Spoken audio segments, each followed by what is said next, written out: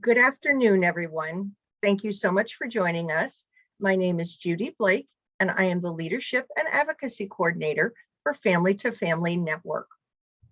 We are joined today by Shemica Allen, who is going to be presenting on strength-based IEPs. First, I want to take just a minute to introduce two of my colleagues who could join us today. Christina Zavala. There we go. Christina is bilingual. She's dedicated. She's smart. She's amazing. And we love working with Christina. Glad to be here. Thank you. And Leslie Lawson, who I guess wasn't having a good hair day and decided not to show her picture. That's okay, Leslie, we understand. Leslie Lawson is one of our parent liaisons. So one of the things that we love to do is to take a picture. Yay. So even though you think you're having a bad hair day, I promise you're not having a bad hair day. But if for some reason you don't want to show your face, I totally understand. So I'm just going to take a quick picture. If you want to turn your camera on, feel free. We love that. But if not, don't worry. So let me take a quick picture right now. 1, 2, 3. There we go. All right. So what we are going to do is hear from Shemica Allen. And if you could please check the chat box, because there's a couple of you who may have signed in from a different computer, and I want to make sure that I mark you as present. So if you might see a private message from me that says, "Thanks for joining us. Can you tell me what name you registered with?" There's Leslie. Hi, Leslie. So Leslie is one of our parent liaisons. Leslie is one of the most knowledgeable people I know. In my next life, I want to have Leslie's knowledge. So Leslie's shaking her head no, but trust me, she knows a lot of information. So she's been doing this a long time, and we love her for it. So, but anyway, if you see a message from me, like for the person who's JS, I'm not sure what name you signed in with. So I'll be sending you a private message that says, "Oh, could you tell me what your name is?" So please be on the lookout for that. Couple of housekeeping notes. For those of you who by accident unmute yourselves, I will make sure that I mute you to be respectful to our presenter. There's a lot of really, really important information that she's going to be covering. So if you could hold your questions until the end, and if you're not sure if you're going to remember, because I know I do that all the time, and I'm like, what did I want to ask the person? And I totally forget, just write it in the chat box. Please know that this is a really, really safe space. No question is silly. No question is to be taken for granted. We are all learning something new every single day. If for some reason you're a bit bashful or don't want anyone to know what question you're asking, just private message myself or Christina Zavala, and we'll be happy to ask on your behalf. So we are going to have Shemica Allen present for us, and I've made you a co-host so you can share your screen. All righty, so we are going to go ahead and get started. As Judy said, my name is Shemica Allen. I'm going to share my screen and go through everything. This is, I hate to say it, a quick synopsis of strength-based IEPs. So Judy, if you could let me know if everyone, you can see that on the screen. Well, if you want to just make it into slideshow and start from the beginning, there you go. And there we go. One of the reasons I wanted just to mention, Shemica, one of the reasons that we wanted to have you on and that this topic is so important is we know how challenging IEPs are for families. I've had to do it for, well, my son's now 26, but so I've had more IEP meetings than I care to think about. And it's really, really challenging. So in our effort for our every other Wednesday trainings, we want to bring subjects that are really important to our families. And when we connected with Shemica and we saw that she did this, we thought, great, let's talk about it. So Shemica, thank you so much. We know it's a condensed version, but we know it will be great information. Thank you, Judy. So I like to do this presentation, and I've actually turned it into a working parent workshop that I do on Saturdays, because parent participation and strength-based IEPs, it used to be back in the day when I was a special ed teacher and administrator, we just kind of addressed the deficits. We never really talked about strengths. So we want to refocus how we look at students and look at their IEPs. We're still going to work on deficits, but you're going to utilize things that help students, what students are good at, build that into their accommodations. We're going to build that into the goals and objectives. That way students make more progress than just focusing on what they cannot do. So again, my name is Shemica Allen. I am based here in Texas, but as a result of COVID-19 and school closures, I now help families all over the United States. My business is Personalized Learning Solutions, all in the DFW area. I was a special ed teacher and administrator of a middle school and then of a high school special education department. I graduated from the University of Arkansas and Texas Christian University. I'm also on the Special Education Advisory Committee since 2017. I'm also a staff member with COPA, which is the Council of Parents and Attorney Advocates. I'm an instructor for them for their Special Education Advocate training course. There's 3 courses in that training, seat 1 and 2 and 3, and I'm an instructor for seat 1 and 2. And then I'm also on another national organization. I am for NAPSE, which is National Allies for Parents in Special Education. I'm their advocate committee, one of their advocate committee co-chairs. So I do this all day, and then I do things for COPA and NAPSE on the side. So presentation objectives. We're going to look at the basics of the strength-based IEP approach. We're going to learn some techniques for incorporating strength-based planning and language into the IEP process. We're going to look at some examples of present levels, one that is strength-based and one is not. And then we're going to look at how to incorporate strength-based approach into SMART goals. The rest of the United States kind of call them SMART goals. Here in Texas, we call them strength-based, standards-based IEPs. So standard-based IEPs are SMART goals. So we're going to look at how to incorporate a student's strengths into goals that have time frames and conditions and behavior and mastery criteria. And so the only piece that I did have to cut out because of our time is you can incorporate person-centered planning if you want to research that and look at that into the strength-based process. So that is another approach and process that you could add into strength-based planning that helps to get a holistic view of the student. So I would just have you look into person-centered planning and see how you can also incorporate that into this process. All right, so this is one of my favorite quotes. It says, "We believe that adopting strength-based IEP writing practices is vital to reconstructing students with disabilities as capable contributors to their inclusive classrooms." So as you know, according to IDEA, Individuals with Disabilities Education Act, every student's least restrictive environment is the general education setting. When a district wants to remove a student from a general education setting and put them into a more restrictive environment, they have to show you how the supplementary aids and services they have tried have failed to help to educate that student in that general education setting. So by law, every special ed student is a general ed student. You're not special ed first, then general ed. Every student is a general ed student who receives special ed services. So the least restrictive environment is the general education setting. So by incorporating a strength-based process, you are also helping to make sure that students stay in their least restrictive environment, which is the general education setting. So we all know individualized education program. So it is a blueprint of a child's special education needs and related services. It's a team of people. That team consists of parents, the student when appropriate, and students should be coming to their IEP and ARD meetings, one regular education teacher, one special education teacher, and a qualified representative of the public agency, in addition to someone who can speak about evaluations. So I like this definition when it talks about IEP program, because it lists the two most important people of that team first, the parent and the student.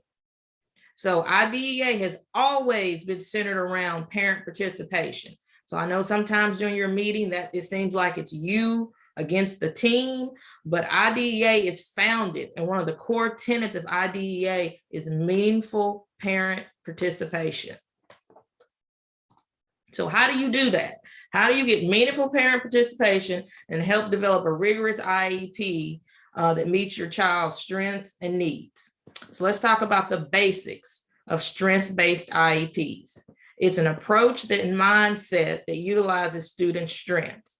We include strengths, weaknesses, interests, preferences. If a student likes to read about a certain topic, why can't they read about that topic as they're working on their reading fluency? That's the way you incorporate their interest and preferences.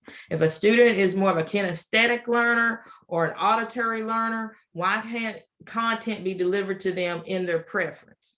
Remember, it's not a superficial look at strengths. It means strengths and abilities are integrated into IEP goals and objectives. They're also integrated into accommodations. So you just don't want to do just a wash over look of student strengths and say, I've incorporated them.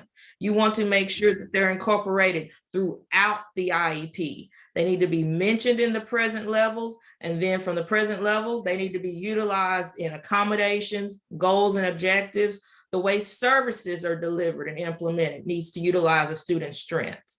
Remember, this is not an adult-only process. Students need to be encouraged to come to their meetings and to actively identify their strengths and participate. We all know here in the state of Texas, transition starts to be discussed at the age of 14. IDEA, it's age 16. I say students need to come to their IEP meetings, ARD meetings way before then. In elementary school, if you can, start introducing your child to the ARD meeting process. Let them come for a little bit. Let them understand what it is and build up. Just don't wait to, transition at 14. Let's start having the student come to the meeting. No, we want to practice, and that helps to build self-advocacy skills, and let them speak during the meeting, talk about things. And remember, this process leads to more self-awareness and self-advocacy for students. This process that we're going to talk about in the next couple of slides, it's going to look at a more holistic view of your child, of students. So we're just not looking at their deficits. We're looking at their strengths. We're looking at their weaknesses. We're looking at their interests. We're looking at their preferences. We have them coming more to the meeting, being an active participant in the meetings. So how do we get this started? One is we have to have meaningful collaboration between professionals and families. So that means the information has to come from all stakeholders. As a parent, you are a stakeholder. When we utilize this strength-based process, I love this word, I say it all the time, holistic portrayal of the student. So we're looking at how the student does at home. We're looking at how the student does if they have outside service providers from the school. We're looking at how they do with the service providers at school, in the general education classroom, in different transitions. When students are learning different topics and subjects, they may not like math, where they do better in reading than they do in math. But when you utilize and you get information from all stakeholders, you're getting that holistic portrayal or portrait of the child. And it allows for more meaningful relationships. When you utilize the strength-based process, it improves the relationship between parents and schools. And it just allows everybody to have what we call that meaningful participation, and for parents to have meaningful parent participation, which I say is always and has been since IDEA was introduced, since it was reauthorized. Parent participation has always been a core tenet. And then even now with the Endrew F decision from 2017, it even further justified and let us know how important parent participation is. So let's talk about how are we going to do this? How are we going to incorporate strength-based planning into the IEP process? So I've broken it down into 3 areas, and they're all connected. So there's a preparation stage, a presentation stage, and then the documentation stage. So as I said previously, this process helps to build that trusting relationship back between school and parents. We know sometimes during the ARD process, IEP process, things get a little strained, there's a lot of tension, especially when parents maybe have to hear some things about their child they don't like, or they feel mistrust with the school district and with the team. So if we utilize this process, on top of helping teach self-advocacy skills, building the best rigorous IEP for your child, it also helps to rebuild that relationship, that parent-school relationship. So the first area we're going to talk about is the preparation phase. So just like the people at school and the professionals at school are getting ready for your child's ARD meeting, you also have to get ready for your child's ARD meeting. That preparation is key. It's going to make the rest of the process a lot easier. So what do we do to prepare? So let's talk about preparation. Is all committee participants, especially the parents. Back in the day, and I will say I'm guilty of this, when I taught self-contained way back in Mansfield ISD, we're not even talking about how many years ago it was all about the team getting prepared for the IEP meeting, and the parents just came in the conference room and sat down and listened to everybody. Now, I admit I was a very good teacher. My parents were always well informed throughout the entire school year. They got their progress reports. They were invited into my classroom. But now that I think about, as I'm talking about this process and giving these presentations, I did not incorporate parents into the IEP process, into the actual preparation. So I was guilty of it back in the day. So how do you prepare? You bring information about your child's strengths, preferences, likes and dislikes to the meeting. The way I do this with my clients, I just don't call it a parent input statement. A lot of times parents come to IEP meetings and ARD meetings and they're just talking about things that they don't like, they're disagreed with, their concerns. I have reformulated this to be a more collaborative statement, and I call it a vision statement. And we're going to talk about what is a vision statement. And I have my parents write these before the meetings, and they share them with the committee, and they're included as part of the present levels of the IEP.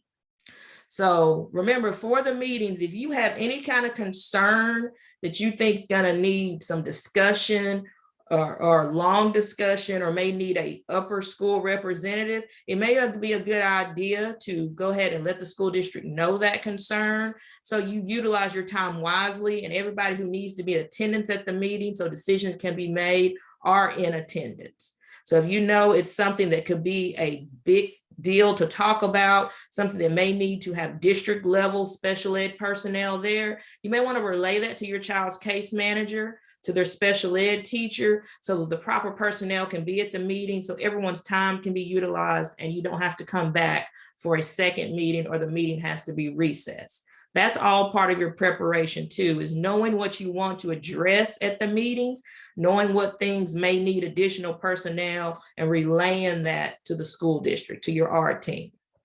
Next, this is a pet peeve of mine. You always ask for copies of reports, new evaluations, reevaluations before the meeting. Do not ever let evaluations be presented to you at the meeting. You are there, you're already a little stressed. It's a lot of information to take into. So you do not want a new evaluation presented to you where you're supposed to be able to listen to the person, the different individuals, personnel, talk about their evaluation pieces, digest it, and then have questions. That's too much for even someone like me to do, who knows everything I'm looking at. So as a parent, always request copies of evaluations. I say 5 school days before, if you can. Don't say days, because if that weekend gets in there and you have a meeting on a Wednesday and they send it to you on Monday, we all have lives. You might not get to it in time. So that's why I try to say 5 school days. And it's always a draft. Sometimes schools and districts do not like to give copies of the presentation of the FIE, the evaluation, but it's still a draft because it has to be agreed upon at the IEP. The FIE has to be accepted. So it's still a draft until it's accepted. They can give you a draft copy. They all have draft copies. So you as a parent can get a draft copy. So you can have and use these words, as I say over and over. meaningful parent participation. Also, before an annual meeting and for your preparation, you can ask for a draft copy of the present levels of performance. You can ask for a draft copy of proposed goals. You should always be getting copies of your progress reports in concurrence with report cards. That's part of, I call it the 12 parts of an IEP from IDEA. You should be getting your progress monitoring. So I would ask for an updated progress report. I would ask for present levels, the PLAF, and I would ask for a draft copy of goals. That way you can look at your child's progress on the current goals and see that the new proposed goals match up, and look at, are the child's strengths and preferences being incorporated into the goals. You can also ask for a copy of accommodations, but sometimes don't get those as much as my clients. I always have my clients get present levels, draft copy of goals, updated progress reports, and any new evaluations. This is all part of your preparation.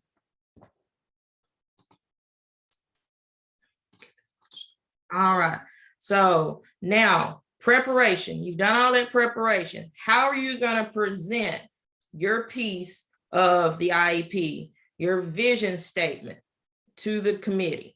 So in this presentation, you want to focus on your child's strengths, and you want to use strength-based terminology, and language. The language that you use to speak about a student, to speak about a child, is just as important as what's being said, the data that's in the present levels. It's also how you say it. So be prepared to make your statement about your child's strengths and abilities. Give your input on discussing goals, accommodations, and your priorities for now. And remember, IEPs are also about the future. You want to discuss what your child can do and what you want them to be able to do. You also want to get some feedback, maybe if you can talk to a case manager before, what do they see as your child's priorities and their needs and their goals, and see if that matches what you think. And then remember, as all times I say this as an educator who came from the other side, you are still wanting these professionals to educate your child and related service personnel to work with your child. So please be respectful and professional in how you address all meeting participants. I understand there are personality conflicts. We are all human, but you still are putting your child in these professionals' hands, and individuals, and you want them to give your child the best education possible. So that is preparation, all the paperwork you need to ask for. And we're going to talk about this vision statement here in a minute, and how do you present to the IEP committee and the ARD committee. And I say IEP committee now more than I say ARD, because I work with people all over the country, and you all know how everybody feels about the word ARD in other parts of the country. Like, what are you talking about? I'm like, it's IEP meeting. No, it's IEP meeting. And I used to be like, no, it's an ARD meeting. So I usually say ARD/IEP, IEP/ARD, depending on the people I'm talking to. So ways to incorporate strength-based planning into the IEP process. Here, I don't call it a parent input statement. I call it a vision statement. Because remember, IEPs are about now and the future. So what is your vision for your child? So you want to develop this a couple of days, sit down, take time to write it, type it up before your meetings. Remember, it's a prepared statement. It's not just you in the meeting just talking. Yes, you can elaborate, but you want to also have something prepared. It helps to keep you focused and make sure that you tell the IEP team everything that you want to tell them. So it's a prepared statement that highlights what you hope your child will be doing in the next 1 to 5 years. It's also like this vision statement is just like an IEP. It's personalized to you and your child. Think about short-term goals. That could be just the current school year. That could be just the current semester. That could be just the next few weeks. Keep long-term goals in mind. Remember, school and career. Because remember, the whole point of the IEP is to teach the student, those 21st century skills, and teach them skills they can use once they leave public education. You want to talk about what's their strengths. You want to talk about their interests. I have my clients include what the student wants to do when they grow up. What are their career goals? What are their hopes after high school, if they're like a middle school and high school student? Like I said, it helps to keep you focused. It helps to keep your child's IEP focused on the results. So that means when I say that, we're not getting to that battle with district personnel. We're not getting into a battle over you versus district resources and things like that. This helps to tell the committee what you're hoping for your child, vision, what they like, don't like, and how can we incorporate all this into the IEP. And remember, the IEP should always keep looking at the future and keep your child's long-term goals in mind. Does not matter their ability level, does not matter their cognitive, their achievement level. The IEP should always be looking at the future and have long-term goals in mind. So next is, now that we've prepared, you presented, now we're getting all this down in documentation in the IEP, whether it's in the present levels, the PLAF, it's in the goals and objectives, or it's in the accommodations. Documentation. Remember, the documentation should be observable and include measurable statements in the present levels about what your child can do. It should be data driven. It should come from a variety of sources, just not teacher observation, just not data collection. It can come from your evaluation results. It can include information if you have outside service providers. It can be from teacher observations. It can be from data collection on IEP goals. It can be from which accommodations are working well and which are not working well. It can be from state assessment results, curriculum-based assessments, district assessments. All of those are data pieces. It can be a portfolio and information from work samples, all of that. You want to, in the present levels, refrain from talking about what a child cannot do. Yes, we're going to identify strengths and needs, but we're not going to make our focus on what the child cannot do. We will also talk about what the child can do. So we want to use strength-based language. We want to use language that describes what the student cannot do and not language that focuses on deficit. We don't want deficit-driven language to describe the child's abilities. And remember, and this is, I've seen this happen, IEP team decisions sometimes have a very, very profound impact on children and families. So I say this, do not let them rush decisions, do not let them rush meetings. And if there's language or things in a present levels that you do not like, discuss that and see if things can be reworded. So think about this IEP document. If you move school districts, this is what gets sent about your child. Usually the first document the new teacher reads. If you get a new teacher from grade to grade, from middle school to high school, from elementary to middle school, if you move to another state, this is the document that goes with you and with your child. So you want the best representation of your child. I'm not saying we're not talking about deficits. We're going to address strengths, we're going to address needs, but you want to make sure that the language that is used to describe your child's abilities is helps to give an accurate portrayal of your child. All right, so let's talk about what we know about present levels, just the basics of present levels. This is part of this documentation piece. So remember, present levels must be determined, and it is the star of the IEP. I say data is the star of the present levels, the basis of the present levels, and then the present levels is the star of the IEP. That's where you get appropriate goals, accommodations, the need for modifications, and the overall placement for the student, the schedule of services. Think about this. The present levels tells a story. It's a description of your child. It includes evaluations. It includes attendance. It includes academic, behavior, functional, and social strengths and needs. All of that needs to be included in the present levels. And then if your child has related service providers, occupational therapy, physical therapy, adaptive PE. I even was in a district that had music therapy. All of those personnel should be including information in the present levels.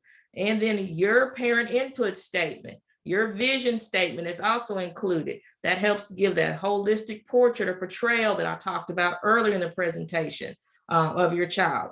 You can also talk about attendance, discipline data, performance on state assessments, performance on those district and curriculum assessments, performance on STAR alternatives, regular STAR testing. All of that is data. That's why it's in red, a variety of sources of data. That's why even right now, I think school closures and COVID-19 taught us parents also must be taking data. So if you're working on things in your home, if you're out in the community, those are sources for data. You can take data in the community, you can take data in the school environment, you can take data in your home, you can take data about transitions. All of those are sources of data. And probably the part that gets left out the most that is required by law is the present levels must tell you how your child's disability affects his or her participation in the general education curriculum.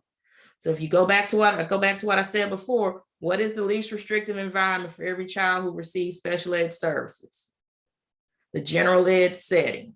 So your present levels also needs to talk about how his or her disability impacts them on utilizing and participating in the general education curriculum. That's not something I made up. Districts think I make that up off the top of my head. I'm about to show you the federal regulations where it says the present levels must include that. So, like I said, the present level is a description of current skills and expectations from a variety of sources of data. It comes from CFR, stands for, federal regulations. I totally just lost it off the top of my head. So this is CFR 300.320. This is what a present level should include, is a statement of a child's present levels of academic achievement and functional performance, including what I just said, how the child's disability affects the child's involvement and progress in the general education curriculum, which is the same curriculum for non-disabled children. So here in Texas, what is our curriculum for every subject area? It is the TEKS, the Texas Essential Knowledge and Skills. So your present levels also needs to include how the child's disability impacts them in making progress in that curriculum, okay?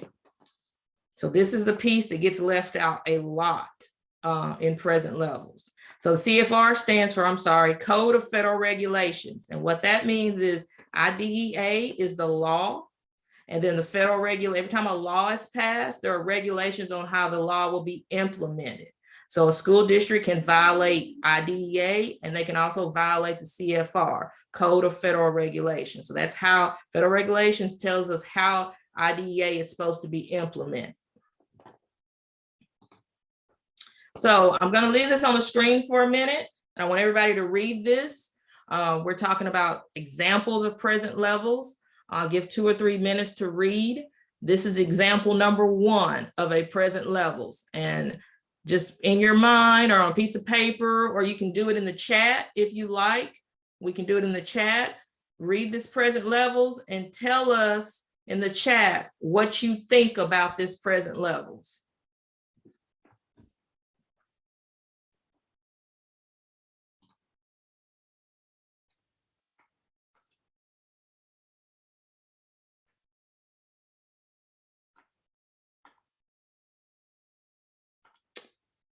So everybody can, if you want to, put a comment or 2 in the chat. What does this present level say about Nathan, this 4th grader?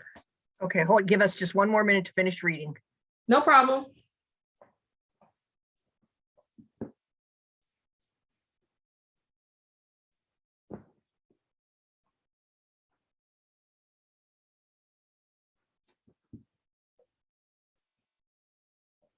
And when you write comments, if you're not sure and you don't want your name given, just let us know and we will just say someone shared. Okay, I'm going to try to move my chat box out the way a little bit. Yeah, we can read it for you, Shemica, no worries. Okay. So I said, someone already said it starts with deficits.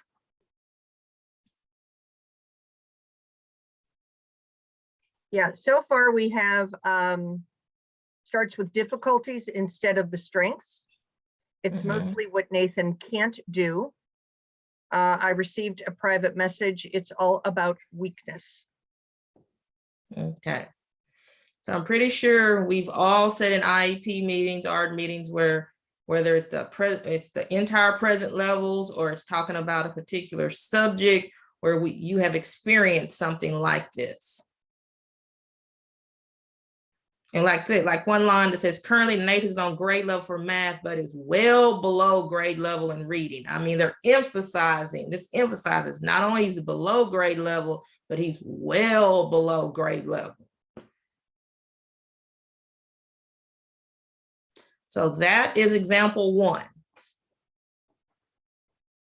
So now I'm going to change to example 2. I'm going to give a little longer to read because it's a little longer. And the same thing as you're reading or after you finish, tell me what you think about this present levels.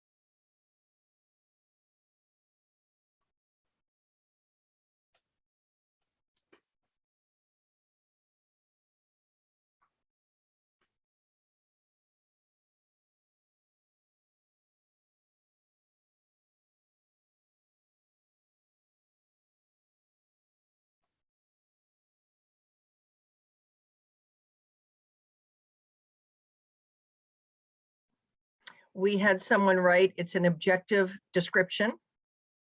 Mm-hmm.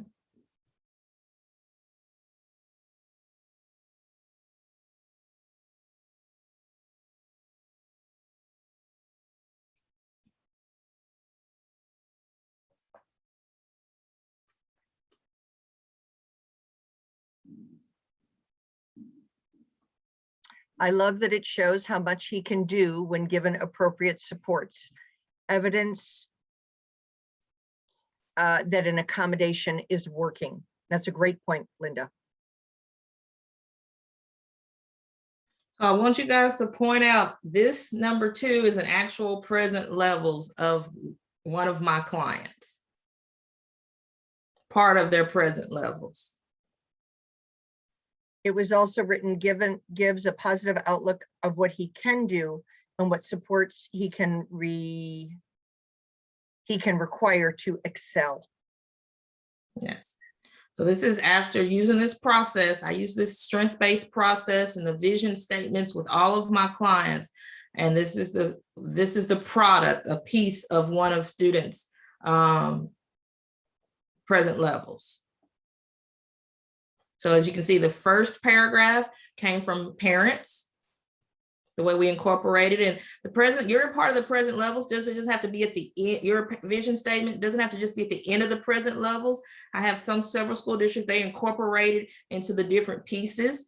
I have a client in Houston whose daughter has different related services. So her parent input on each of those different related services is put in those parts of the PLAF.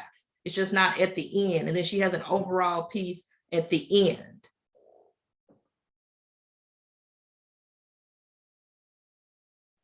It was also written, oh, I'm sorry. It was also written that it's a lot easier as a parent to read number 2 than number 1.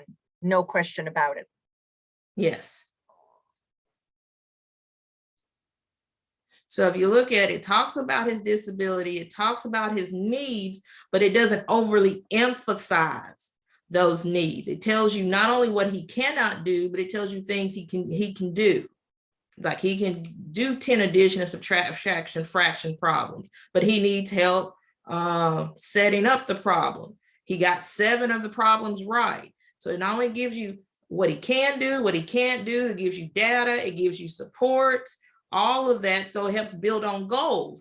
So when we're talking about goals here in a minute, like a goal that I would write for Nathan is he's at 7 problems correct. We will continue to work on this with the supports he was given, with an example of a problem, correctly complete an example of a math problem. Nathan will complete this many problems now with this much accuracy because he's got 7. So you build on that. So we may up that to he needs to get 12 right by the, in an IEP year. But remember, IEP goals have to be goals that a student can master or make progress on within a calendar year, an IEP year. It says here he can solve addition and subtraction problems when the problems are mixed together, when he had 6 problems correctly. He got answering 6 problems correct on average. You can make a goal with that. When given mixed addition and subtraction fraction problems, Nathan will correctly answer 12 problems. He's at 6. That's how you know how to make proper goals that utilize a student's strengths. Your present levels has to include data to help you make those goals and develop those goals. So you have a starting point. And some districts call it a baseline, but it has to give you accurate information. Just from paragraph 2, I could write Nathan 2 or 3 goals on fractions and problems and doing a mixed addition and subtraction problems. In paragraph 2, the third paragraph, there's information on how he can focus 5 to 7 minutes. If we're working on time on task, that gives me a starting point. It says with teacher prompting, it says what he needs. And it lets me know, okay, now we're going to write a goal. Maybe Nathan needs to be on task for 15 minutes by the end of the annual IEP year. So this is how you get that information from the present levels. It starts with the present levels. It is the star foundation of your IEP, and you utilize information in this present levels to look at goals, accommodations, supports, all of that. Shemica, there was a question I think should probably be asked now. So Okay. to clarify, the question is, the present levels are written by the school district as part of the IEP or the parent? Yeah. She's new to this process. Okay, yes, it's called, in Texas, it's called the present levels of achievement, academic achievement, and functional performance, called the PLAAF, P-L-A-A-F-P. I've abbreviated shorter, so I don't have to type that on every slide, to just present levels. But it is the first part of your IEP. It's going to be the first couple of pages. It is basically a big progress update on your child, how they're doing academically, behavioral, socially, all of those different aspects. And as a parent, you can put your input as far as strengths of the child, needs of the child, what you're seeing at home, all of that, your parental input. I do it in the form of a vision statement that is written by the district with your input. Remember, the IEP is a working document. Even if they present draft copies to you, it's still a working document within the meeting. So things can be added and taken away all throughout the meeting. Hopefully that answers the question, Judy. Yes, I believe it does. So it will be presented to the parent 5 working days before the actual meeting. It can, if you request copies. Yes, and they are the ones who are presenting these present levels. And then as a parent, the parent, like I said, as I discussed the vision statement part, you're writing your parent input and vision statement, and you're getting your pieces also incorporated into the present levels. Absolutely. It's a collaborative process, as you say. Yeah, so that's, like I said, that first paragraph was from my client. They wrote about their son. So let's go. So let's talk about, we kind of talked about both of the samples I gave. We talked about the differences in language and attitude and student support. Think about this. When you think about the 2 approaches and the 2 types of present levels I showed you, what influences do you think the 2 approaches will have on the lives of students and families? And think about your own. I know some people are maybe new to the process, but ones who have had ARD meetings, what scenario, present levels 1 or 2, or in between, best represents your experience at your child's IEP meeting? So those are some questions you can think about in the 2 examples. Think about when writing a student's IEP with a strength-based approach, one potential way to ensure the student's IEP, this is one way to ensure that you're meeting the demands of the law and you're getting the best IEP for the child. Remember, Endrew F. highlighted challenging goals. We must have a rigorous IEP. Endrew F. was a Supreme Court decision back in 2017 that just basically reiterated all the core tenets of IDEA. A parent went all the way to the Supreme Court because of their child's IEP, and the decision was made, and it basically incorporates this strength-based process, parent participation, the need for challenging goals and objectives, and for a rigorous IEP. And we're actually going to talk about Endrew F. here in just a second. So a little bit more about the two examples. Example one was more generalized. It was more deficit-based. The focus of the first sentence was on Nathan's label. The second example was that, my lovely word, holistic. It was detailed. It talked about data points. It talked about accommodations. It had things in there that were given to Nathan, those givens in the goals. In 36 instructional weeks, when given, student will do this, in the mastery criteria, that accommodation, that given piece. And it says, describing Nathan in this manner, strength-based approach will impact, and sometimes it does for student. It impacts services and supports that are more available. So that's why I say you got to look at the language that are utilized. You got to make sure the present levels comes from a variety of data sources. And it includes what's working well, not working well. In the present levels, you can also talk about the goals. They did well on this goal. They did well on this goal. Why? Because the student likes this subject, or the student was given this accommodation. All of that can be included in the present levels. Okay, so as I said before, the language could translate to educational opportunities. When present levels are more deficit oriented, sometimes committees miss opportunities to work on things with students because they're only looking at a student's limitations. Sometimes when they're just deficit driven, they're overly focused on shortcomings, and we got to get away from that. By adopting the strength-based approach, we are refocusing the way we're looking at the child. It helps to incorporate the strengths, and it will help to remediate deficits better. You will see students make more progress when their strengths and their abilities are utilized throughout the IEP. So another one, a good quote, it says, if students with disabilities are acknowledged as competent individuals by IET teams from the outset of the planning process, the likelihood of them being successful in general education classroom increases.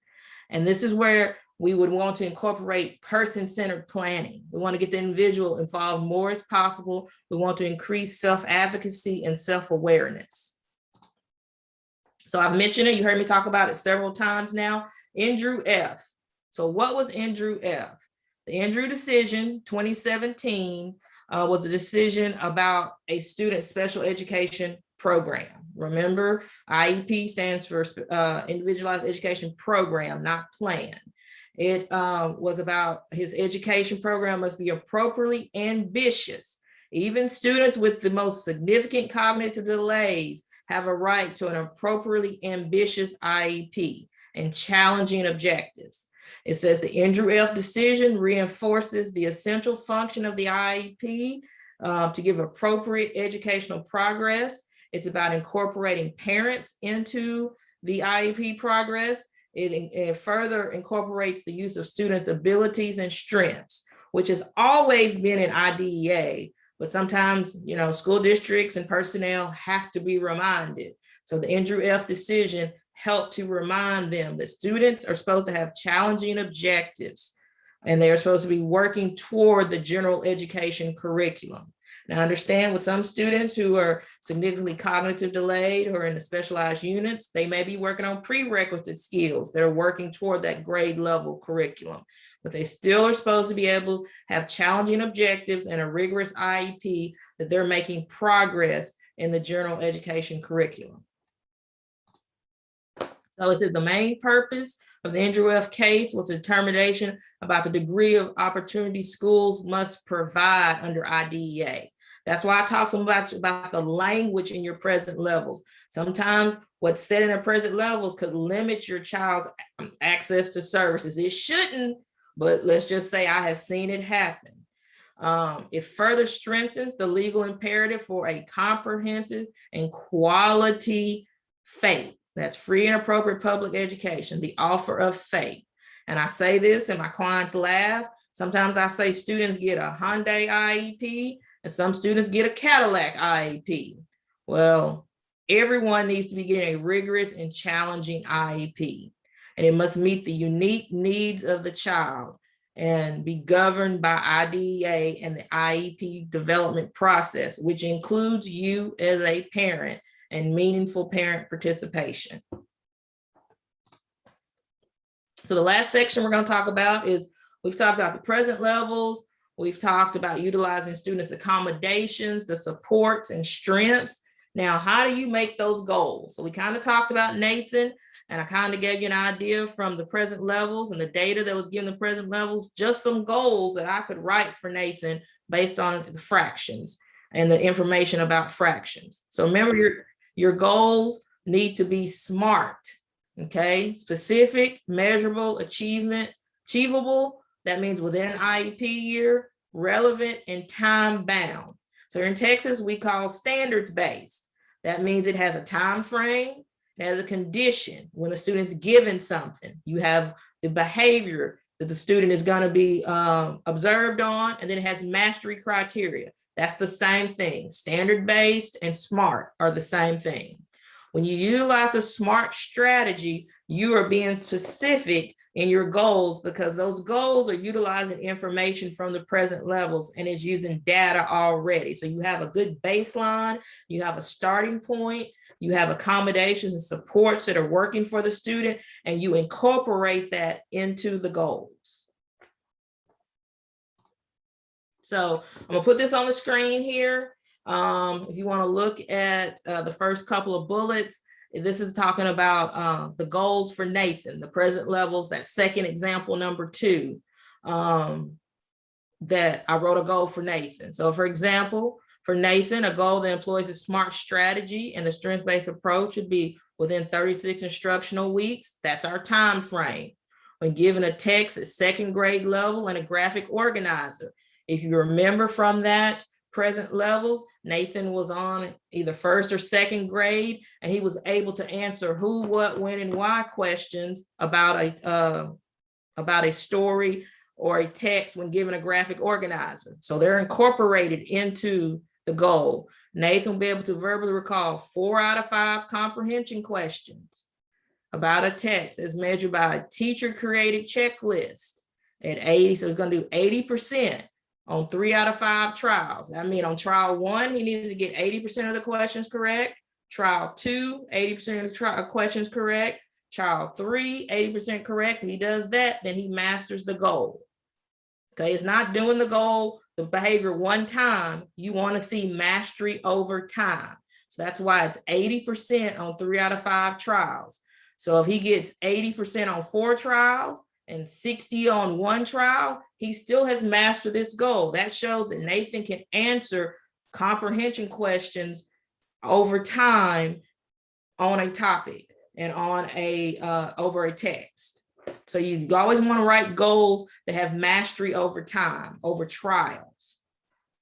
It says, since the strength-based present level statement for Nathan provides sufficient information about needs and accommodations and supports, those were incorporated into goals, and they can be incorporated into goals.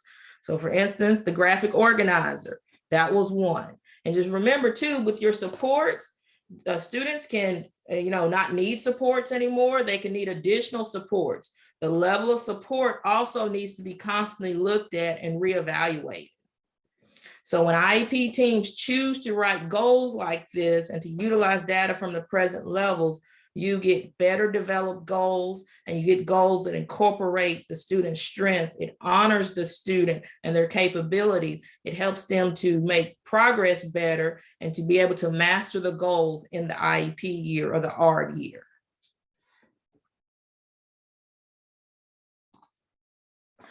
So this is a chart. I love this that I've kind of taken and modified, the strength-based IEP process. So this chart called it pre-IEP writing. I called it preparation. It's where everybody's collaborating. And then even during the IEP, that's the presentation, you still got collaboration to determine goals, services, and supports. Then you have documentation. Everything is documented in the IEP, and the IEP is going to be implemented. But there's still that ongoing collaboration at all times. It comes back to the beginning of the process.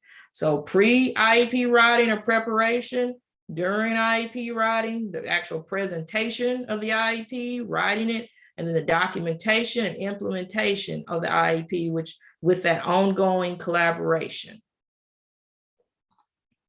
So let's get some key review of some key concepts, and then we'll be finished up. Remember, strength-based IEP is a mindset and approach that utilizes the student's strengths, but also works on needs, weaknesses, and deficits. Okay, you do that through the preparation, presentation, and documentation.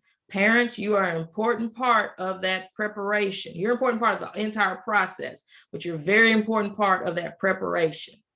When you use the strength-based approach, it is designed to, it meets the rigorous demands of the law. It gives the student the best developed IEP. It focuses the attention on what the student can do. It is a better way to help remediate deficits. It's a better way to help close the gaps. When you write present level statements, remember they influence the entire IEP. And appropriate present levels will give you good accommodations, goals, services, and placement. Okay, and then from there, you utilize that to develop goals using that SMART strategy I talked about, or that strength-based IEP strategy with time frames, supports that are given, the behavior they're measuring, and your mastery criteria. So here, we're going to do a few minutes of questions because you guys, as you probably know, I'm going into an ARD meeting right after this at 1:30. There. There is my website, personalizedlearningforall.com. I'm also on Facebook. I have a private Facebook group for parents. It's called Special Education IEP and 504 Plan Support Group. That is the link. If you go to it, ask to join, I'll let you in. Parents post questions all day long. I answer questions all day. I have other advocate friends who answer questions. It's just not Texas based. It is all over the country. It is focused on IEPs, 504 plans, FAPE, free and appropriate public education, implementation of IDEA. That's what that is all about in that group. I'm also on Instagram, same thing. And then there's my email address. Thank you so much, Shemica. I really, really appreciate it. That was a lot of packed information in an hour. Yes. So you go, that was great. So a couple of things I wanted to mention, and we did have a question, but I wanted to mention to everyone, there's also a great website that is in both English and Spanish called Texas Project First. And Texas and First are written out. Christina, could you put that in the chat box real quick? Thank you. And so it's a really great website written by parents for parents. So I wanted to share that with people in case they couldn't reach you. It explains what your rights are. It was written by parents for parents. I did not create this sentence or quote, but it is something that I say all the time. No one ever rises to low expectations. That's right. And that is exactly what Shemica is talking about. The frame of mind that you go into these ARD meetings really, really impacts the outcome of that ARD meeting and the goals that are written. And you can't go in with a defeated attitude like it's you against them. You're a part of the team. You are a required member. IDEA was written with the core tenet of parent participation. So it's not you against them. You are as much a part of the team. They can't have an ARD meeting without you. I mean, after they give you 3 notices, after they give you 3 notices, they just can't say, okay, we're going to have an IEP meeting, ARD meeting, and the parent's not there. They can't do that. That's legally, you are a legally required member. Sorry, Judy. I No, get no, to no, preach. you're okay. I get A quick note to the person on this Zoom webinar who is George's iPad. If you could private message me what name you registered with, I would really appreciate it. Great question from Maria. How, as a parent, do you become aware of what resources are available, such as the graphic organizer? Well, a lot of those are going to be accommodations. Anything can be written as accommodation for your child. If they need oral administration, if they need I have one I use for math all the time, correctly completed example. If they need visual schedule, you can do some searching on the internet and look at what are accommodations, but anything can be available as a support if your child needs it. Wonderful. Thank you. And you can email Shemica if you'd like more information. We've gotten some private messages, great information. People loved it. For those of you who might have to be leaving, please fill out the survey, which Christina has posted the link for that. Leslie, great question. Do you help parents with complaints, mediation, and due process? You bet. Yes, Texas is one of the few states in the United States where advocates can represent parents in due process. I like to work it out before then in resolution or mediation, but I do help with state complaints. If you request mediation through TEA as a dispute resolution option, and then under due process, you have you can have a resolution meeting and a mediation. So I do all of those. Wonderful. In 2 weeks from today, we are going to be having Dr. Michelle Ivey from University of Houston. She's a professor there for the School of Communication Disorders. Let's get our kiddos talking. So I think it's going to be really great. And she is just fabulous, Dr. Ivey. You will love having her, and I will send out information. Raina asked a question. Do you have a partner or similar in Georgia? Yes, Raina, I have two people, two fellow advocates. One is an advocate and school psychologist turned advocate, and one is actually an attorney. So you have the different levels there in Georgia. I do have two colleagues. Wonderful.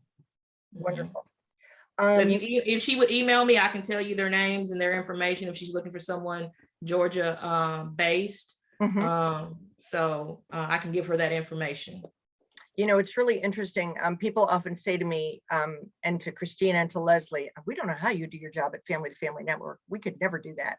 And I'm thinking as you're presenting, could never do your job because our meetings are just they're not my thing. I did them. I did what I had to do. So I applaud you for all that you are doing to educate families.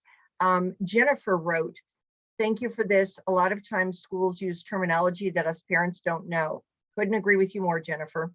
It was nice to have it laid out plainly what our expectations should be and how much we can be involved. Very, very true. Thank you, Leslie. And they are getting a copy of the slides I sent, the PDF. Yes, I will definitely send those out to people. I know some of you joined late. No problem, that happens. If you want a recording, just email me, let me know. And did George's iPad ever let me know who you are? I don't think so. So George, if you could do that real quick before you sign off, I would appreciate it. Just send me a private message. I think I got everyone. Did I miss anything, Christina? I don't think so. I think we got everything. This was fantastic, Shemica. I can't thank you enough. You know, it takes so many villages to serve our families. It's very, very challenging, the IEP process. And I am the first to say that there is no such thing as a good or bad school district or a good or bad school. I think it's really important, the relationship that the teacher has with your child.